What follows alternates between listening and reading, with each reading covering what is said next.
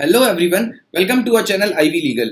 In our today's video, in continuation to Indian Evidence Act lecture series, we are going to discuss about section 73A. हमारी previous video में हमने बात करी थी section 73 की, जहां पर हमने डिस्कस किया था कि कोर्ट को अगर कोई डाउट है with regards to signature, handwriting और seal of any particular person, उस केस में वो अदर डॉक्यूमेंट्स के थ्रू कंपेयर कर सकता है और उस पर्सन को बुला सकता है टू राइट द वर्ड्स और draw figures and then court can satisfy itself for the purpose of taking any document as an evidence. अब हम बात करेंगे यहाँ पर कि डिजिटल सिग्नेचर के केस में कोर्ट कैसे वेरीफाई करेगा, तो वो डिस्कस हुआ है सेक्शन 73A में।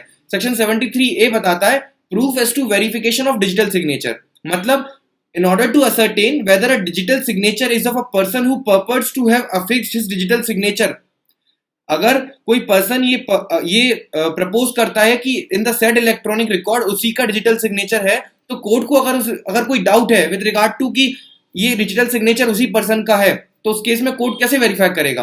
तो कोर्ट उस केस में can direct either the person और द कंट्रोलर और the certifying authority as certifying authority or the controller as defined under Information Technology Act, court में direct these authorities to produce the digital signature certificate। क्योंकि ये authority, certifying authority, controller और जो person जिसको इस digital DSC मिला है, जिसको डिजिटल सिग्नेचर सर्टिफिकेट मिला है, कोर्ट में direct these authorities and persons to produce the digital signature certificate. और उस डिजिटल सिग्नेचर सर्टिफिकेट को देखकर कोर्ट कंपेयर कर लेगा कि in the said electronic record, in the said digital document, the digital signature is of concern person only.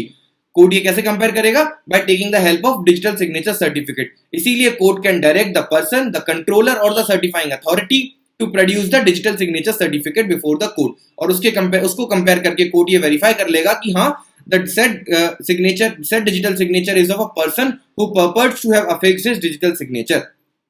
Also, additionally, court क्या कर सकता है? Court can also ask any other person to apply the public key as listed in digital signature certificate and to verify the digital signature of that person। मतलब कि जो public की एक, जब डिजिटल सिग्नेचर सर्टिफिकेट इशू होता है तो एक पब्लिक की मिलती है, एक नंबर होता है, पब्लिक की नंबर मिलता है। दैट पब्लिक की को यूज करके any person can apply through the public key as mentioned in the digital signature certificate and verify that the digital signature is of that person only or not।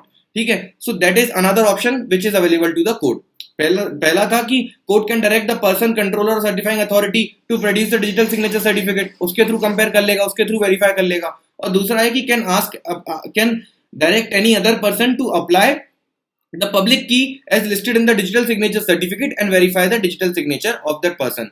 उसके बाद आते हैं हम कि अब ये हो गया कि कोर्ट डिजिटल सिग्नेचर को वेरीफाई कैसे करेगा अगर उसको डाउट है तो, ठीक है, कि वो इसी पर्सन का है या नहीं। अब हम बात करेंगे एक्सप्लेनेशन की। तो जो कंट्रोलर वर्ड यहाँ पर यूज हुआ है, that is basically the controller as appointed under section 17 subsection 1 of information technology act. Section 17 subsection 1 of information technology act में यह बताया गया है कि central government by way of notification in official gazette में appoint controller of certifying authority and certain other various sub authorities for the purpose of administration and for the purpose of performing the execution of documents and performing other duties as mentioned under the act। तो यहाँ पर central government appoint करता है controller certifying authorities को, ये defined हुआ है section 17 subsection 1 में। तो इसीलिए court can direct those authorities which are appointed under section 17 subsection 1 of information technologies act to produce the DSC, to produce the digital signature certificate. उसके बाद court verify कर लेगा। अब क्योंकि यहाँ पर डिजिटल सिग्नेचर के वेरिफिकेशन की बात है, तो इसलिए यहाँ पर हमको section 47A of Indian evidence act को लिंक करना जरूरी है। So this section should be read with section 47A, जहां पर बताया गया कि opinion as to electronic signature when relevant.